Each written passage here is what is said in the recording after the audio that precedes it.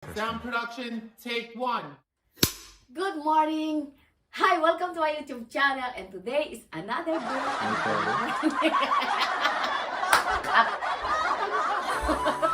Huwag mo magpatawa.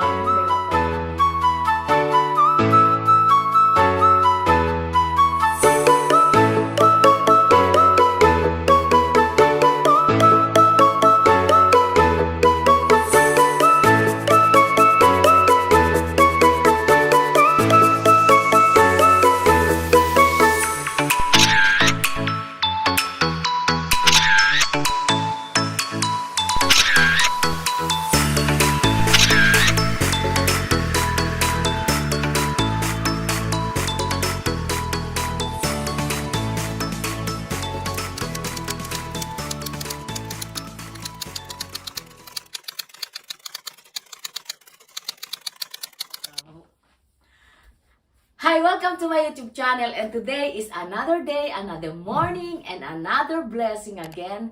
And today's video is, ngayon ay umuulan, pupunta ako doon sa aking kaibigan na nagmamasahe ng buto. Kasi nung nag-gym ako nung isang araw, meron kasi kaming dumbbell. Yung dumbbell, pagbuhat kong ganon, yung pagganon ko, plok, gumanon may parang umano yung buto, yung parang, basta may narinig ako sa sound na pluk. And, kailan ba nun, nung Lunes yata yun. Tapos 3 days na siyang masakit na masakit. Hindi ko na siya maiganyan kasi nga, siguro naninibago. Hinipo niyang ganito, sabi niya, medyo umusbong yata, gumanon yata yung buto ko dito. So ngayon is yung kanilang talagang clinic is walang pasok. So sabi niya, doon ka na lang sa bahay ko, imamassage kita doon. Kasi ang trabaho niya talaga ganun, yung nagmamassage ng mga buto na professional yun. Meron siyang lisensya talaga nung ganun. At saka unang-una, baka ito daw kasi is pag ang babae daw kasi or ang tao is umaabot na ng line of 50, 60, nagkakameron daw talaga ng, minsan masakit daw yung ganito, hindi daw talaga ma-stretch na ganon. So ngayon mamaya, titingnan niya yung buto ko dito, kasi sumasakit na yung dito at saka yung dito ko eh. So mamaya itutuwid daw niya yung, baka medyo lumisad yung buto ko dito, kasi mabigat yung dumbbell eh, kasi binubuhat kong dumbbell is 3 kilo, dapat nga yung 5 kilo yung sa muscle. Ngayon, hindi ko kaya yung 5 kilo, kaya ang kinuha ko na lang is yung 3 kilo. Ayun, biglang click, gumanon. So, tingnan natin kung maaayos siya. Naigagalaw ko naman siya, nagaganyan ko naman siya. Kaya lang, pag yung sa ganito, kagaya kahapon, humawak uli ako ng dumbbell, hindi ko na siya maiganyan. Dati naigaganyan ko siya hanggang ganon, ito okay. Ngayon hanggang dito na lang, hindi ko talaga siya ma-bend ng pag ganon. Kaya sabi niya, baka daw may umusbong na buto. So ngayon, tingnan natin. Hindi ko naman makukuhanan habang minamasay at saka private yon. Hindi ko pwedeng kuhanan yung pagmamasahe niya kasi unang-una siya magmamasahe at takot sa camera ang mga hapon. Okay, so ngayon tingnan natin kung magiging okay ang aking buto. So let's go. Umuulan. So yan, ihatid ako ni Papsing kasi hindi ko alam yung bahay niya. And sabi niya, magkita na lang daw kami sa Siluha Drug Mama. Doon sa, may isang place kaming pagkikitain. So tingnan natin kung gagaling yung aking balikan. Sabi ko kahapon, may namamatay ba na? Iniisip ko kasi kahapon, naku baka mamaya nabali. Alam mo naman ako, basta ganitong kaunting may maramdaman, lagi akong doktor. Sabi ko kahapon, baka mamaya merong nabalik ugat dito, dumiretso sa likod, dumiretso sa utak. Sabi ng kaibigan ko, gaga, malayo pa yun sa utak. So baka nga lang daw siguro yung singkay, ano pa sa Tagalog yung singkay, baka daw yung singkay ng aking buto dito is medyo kumaliwola, nabaloktot lang, gano'n. So tingnan natin kung ano mangyayari. Dapat kasi meron kaming nag-date nito si Papsing eh. Bibili ako ng sapatos. Ay, kaya lang di ko matiis yung sakit eh. So yun, ganun. Aba, yung mga matatanda o kahit naman umuulan, naglalakad si nanay. Okay, babus, mamaya ulit.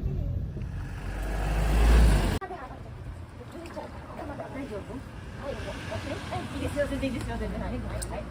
オレンジの踏んで、踏んで。はい、どうぞ。はい。はい、ではまっすぐ前見てください。はい。肩の高さどう？見た目。揃ったよね。そうそう。で、手の位置が少し戻ったの分かります？前もっと前だったのね。そうそう。こうだったのが、そう、こうに来て、ほら重心もだいぶ良くなりました。はい、じゃあ前屈してみましょう。前屈してみましょう。はい、そうです。はい。ではまた後ろ戻ってきて、はい、戻って、はい、今度足少し開いて後屈してみましょう。はい、後ろにぐーっとどうです？腰どう？大丈夫。痛くない？痛くない。あ、よかった。よかったです。はい、じゃあ胸の前手を当てにして、はい、もう一度確認していますね。ぐるんと。ほら、こんなに回るようになった。はい、反対ぐるっと。さっきここできなかったじゃん。ここ痛いって言ったでしょ。あ、痛い痛い。今簡単にこう。いくね。スムーズだね。よかったよかった。はい、まっすぐ前見て。今度首いきましょう。はい、首こっち。こっち楽だったんだよね。はい、まっすぐ前見て。今度反対どうかな動き。こっちぐーっと。どう？楽に動く？さっきよりもあれだよね。痛みギギギギギって言ってたもんね。そうそうそうそう。大丈夫そうですね。はい、ご苦労様でした。ありがとうございます。もう一回、もしあれだったら、戻るのまた痛み。1週間から10日でまた体が元に戻りたがるので、その前にもう一度ってこうしつけをした方がいいです。あとは気をつけた方がいいのが、そのダンベルはね、重いでしょあれ。そう、痛い時はダンベル使わない、ダンベルなしの方がいいかもしれない。2キロ今。2キロでしょあの普通の3キロなの。3キロ使ってるの？あれ2キロ3キロすごいと思う。何キロなの？私も1キロに戻した。私痛みが出ちゃったら1キロにしてます。あ、そうなんだ。無理しない方がいいね。こういうふうにやって今度筋肉を痛めちゃうと、今度その筋肉の修復するのに時間かかって大変なので、そう筋トレやるときはまずなしでちょっと鳴らしてもいいかもしれない。1週間ここだけでいいな。とかね、ものによってはこういうやつとかのときはなるべく控えるとか、あとこういうやつもありましたよ確かね。そういうときはダンベル持たないとか。じゃあ気をつけましょう。ちょっと様子見てやってみてください。はい。はい。ここ首の骨って実はここにあるんですね。ここ根元が肩に埋まってるんですこれ。はいはいはい。ここを休ませてあげないと負担がかかるんです。こうやってぐーっと。なので枕はちょっと肩にかかるぐらい。はいどうぞ。これぐらい入れてあげると。この首に負担をかけずに寝れるので、枕って頭を置くものっていう考えだけど、どっちかというと首の負担を減らすっていうふうに考えてあげると入れる位置が変わってきますよね。なのでここに首の隙間、肩と枕の隙間を減らして、そうこう置いてあげるっていうのが理想。全然違いますね。全然違います。で、あと顔と布団が平行なのが理想なんです、枕って。それがそう顔のここと床が平行になってるのが理想なんですけど、これがこういうふうになってしまうと首が下がるので、わかります？首が下がります。っていうか普段こんな感じですね多分。じゃあ痛いよ。そうですね。そうだからこれはなるべくグッと入れてあげてください。グッと入れてああ全然違う。全然違う。そうそうそう。まあただこんなような枕今使ってるんですよ。ね言ってました。そうでただ硬さが柔らかいって言ってたので、これは矯正用の枕なんですよ。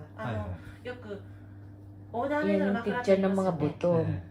Na-explain sa amin yung mga buto-buto namin。ストレートネックの人にはストレートネック用の枕を作ってるってことですよね。オーダーメイドって。だからよくならないんです。なるほど。でも首のカーブを作るには矯正が必要なので、これは矯正枕なので、この枕で寝ていると首のカーブが寝てるだけでできやすくなるっていう枕あなんですよ。だからそれに合わせた硬さなので、今使ってる枕で一回入れ方を試してみて、まだ首の辛さが足りないな、足りない、首の辛さが取れないなとか、そういう時はちょっとこういうちょっと硬めの Ito daw yung 寝てるだけ sakit で ko. も楽になる。あー、なるほど。そう Kaya pala masakit yung aking balikat. Yan なん daw. か、体験でした。ああ、いや、いいことを教えてもらって。そうでとりあえず家帰ってすみません、長くなっちゃって気をつけて。ごめんね。どうもでした。ありがとうございます。また。はい。 So, I'm back! So, kanina, yung pinuntahan namin kanina is yung chiropractic. Baga? Tama ba yung pronunciation ko? Chiropractors are highly trained, licensed healthcare professionals that practice a complete system of healthcare that focuses on optimizing and preserving health by the use of manual therapies to restore proper musculoskeletal and neurological function. The word chiropractic itself comes from the Greek and it means to be done by hand. And chiropractors examine patients and can discover misalignments or restrictions in the spine.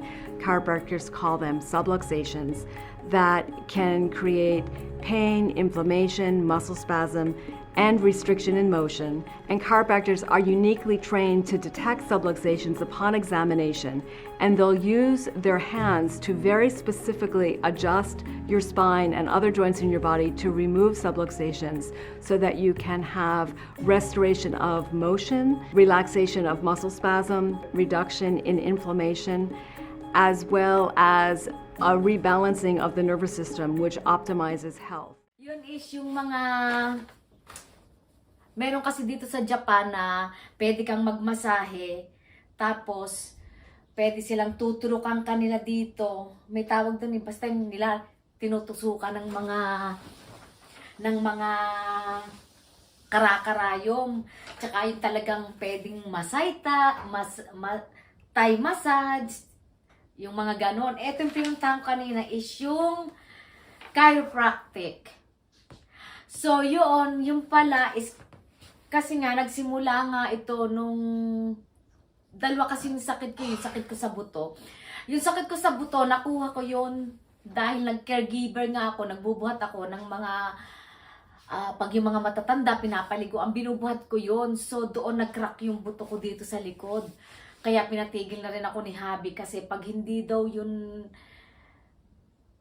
bumalik yung ganyan kasing buto natin pag yung nagbubuhat ka ng mabigat, nagka-crack siyang ganun, kaya sumasakit ang buto mo.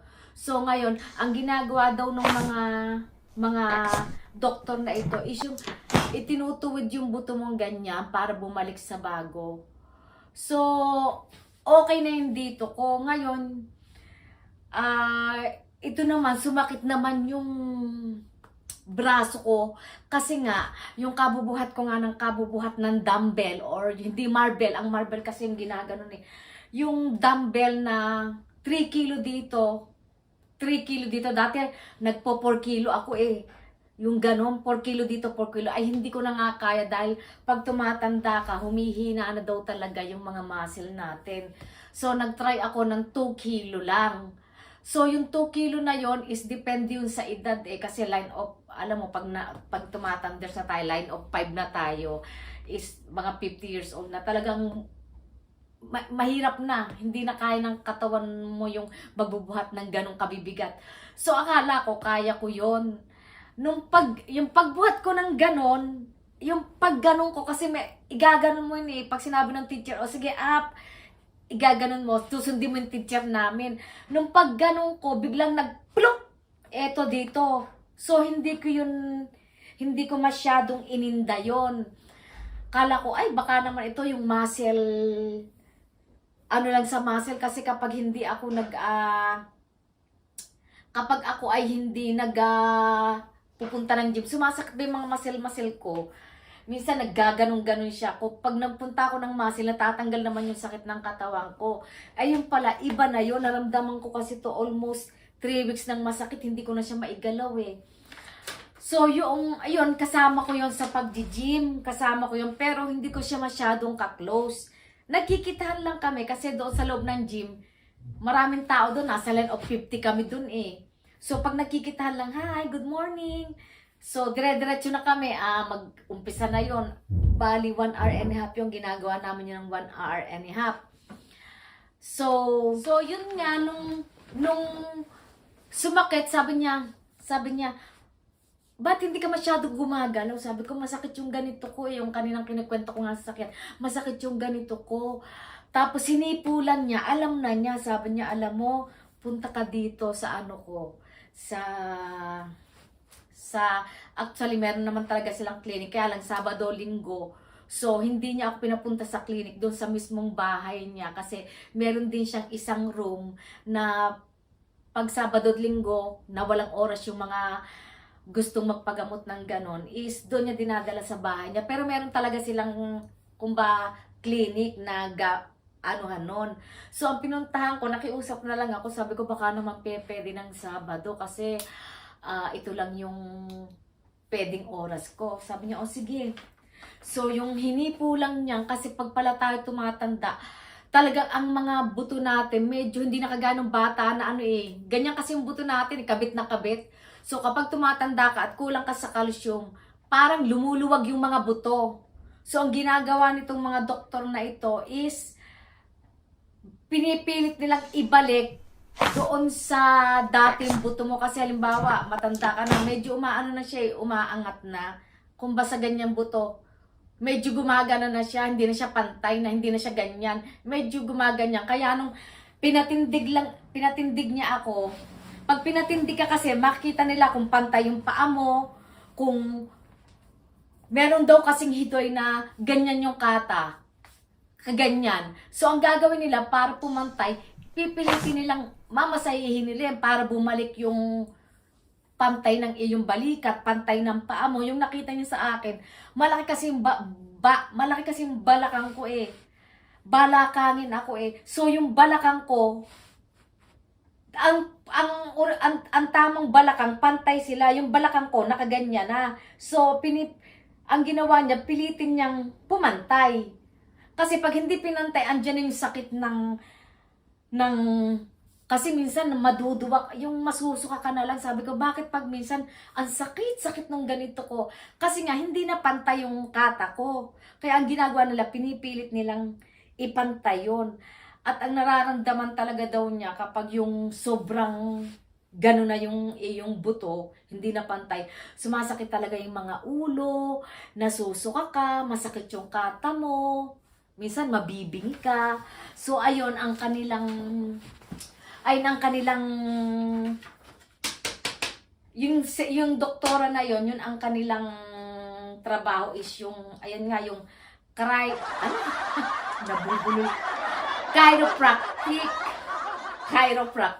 chiropractic sila.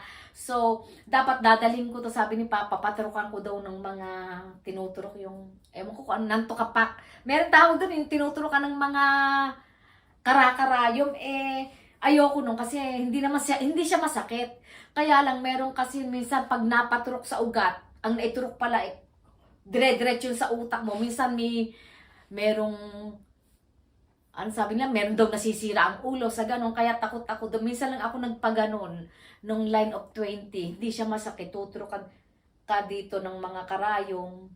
Yun naman, ang tama naman nung salitid. Ito naman, ang tama naman ito is yung buto mo, hindi pantay, papantayin nila yon. Kaya nga, medyo gumaanggaan yung pakiramdam ko at yung likod ko kasi laging masakit. Kasi nga, hindi na nga pantay. Paghipo pa lang nila, alam na nila kung pantay yung balikat mo. Kasi minsan may nakaganyang balikat eh. Pag nakaganyan na yung balikat mo, ang tendency daw ng buto mo is gumanon. Siyempre, pag gumano na yung buto mo, yung daloy ng dugo, hindi maganda. Kaya medyo sumasakit yung mga ganito mo, yung yung daloy ng dugo, hindi maganda. Yun ang ginagawa nila. So, kanina, hindi lang ako, pati si Papsing, kasi nga sinundo ako ni Papsing doon, nakipagtsikahan pa ako bago kami nag-umpisa, nagtsikahan muna kami. Tsaka itinuro niyang step by step kung ano ang gagawin kapag papaanong pagmamassage kapag ang buto mo dito masakit or hindi pantay ang paa mo or hindi pantay ang buto mo. Basta kapag ikaw daw ay tumatanda, talagang naiiba ang form ng buto mo. Minsan kasi pagdating mo ng 50 years old dito sa Japan, meron kasing hindi mo maitaas yung ano mo, kamay mong ganyan. Ngayon tinitingnan niya kung pantay ba yung pantay yung ganito ng aking kamay, pantay yung aking shoulder, yung aking paa, pantay ba? Kasi pag tumatanda ka, hindi nagiging pantay. So, ayun, pinantay niya. Ibig sabihin, minasahe niya na hinilot niya yung mga buto-buto ko para bumalik uli sa normal. So, magkakameron uli ako nito, sasakit uli yung mga katawan ko kapag hindi ko siya diniretsyong kinakailangan sa isang buwan daw is 2 beses ka daw magpupunta. Kung gusto mo. Kung ayaw mo naman, okay lang, depende yun sa'yo. Ako, sabi ni Pabsing, kasi nga, kumikilos nga ako, baka daw yung mga butok ko, nagkakrak, kasi nga, minsan, kasi pinupuntahan kong gym, meron na doon boxing, meron kang 15 minutes na boxing, 15 minutes na yoga, 15 minutes sa muscle, 15 minutes na magsasayaw ka, meron yung 15 every 15 minutes. So, kinakailangan kasi natin talaga kapag tumatanda is talagang ingat ng konti. So, ayan lang ang ma-share ko at kanina pinakita kasi niya kung anong hindi mga pantay sa akin. So, inayos niya yung talaga makikinig mo yung hindi naman siya masakit pero pag hinihipo niya at ibig sabihin ay kapa niya dito naku yung medyo yung bone mo dito medyo hindi pantay. Gagawa natin ng paraan. Hihilutin yan para pumantay. Hindi pa ako totaling first time ko pa lang kasi eh. So, ngayon naman maganda yung pakiramdam ko kasi nga okay naman yung aking pakiramdam. So, ngayon babalik uli ako doon para kasi ang dami niyang gagawin sa form ng katawan ko. Dati yung pa ako hindi mo kasi mapapansin eh. Pero kanina nung pinatindig niya ako, tiningnan niya, nakakatayo ka ba? Yung nakaka-bend ka ba ng ganito? Sabi ko, oo. Tapos tinan mo yung kata mo. Kasi makikita talaga nila yun eh. Makikita nila talaga kung pantay yung ganito mo. So ayun, ngayon, dati hindi ko siya maiganyan, oh. Dati ganyan lang ako. Ngayon ito, naigaganyan ko na, napapaabot ko na dito. At saka, pag ang babae daw, pag malaki talaga ang balakang, malaki kasi yung ganito ko eh, talaga daw, kinakailangan daw, 4 na kamay lang. Ayun sa akin talaga, kubrang ganun. Kaya, sumasakit yung ganito. Inayos naman niya yon. Sabi niya, minasahin niya yung kung paano babalik yung dating buto mo. So, ayan, tingnan natin kung hindi nasasakit yung balikat ko kasi nahilot na naman niya at saka medyo naayos naman yung form ng buto ko. Ramdam ko naman yung kasi naigagalaw-galaw ko na siyang ganun. So guys, yan lang ang ma-share ko for today. Nagpunta kami ng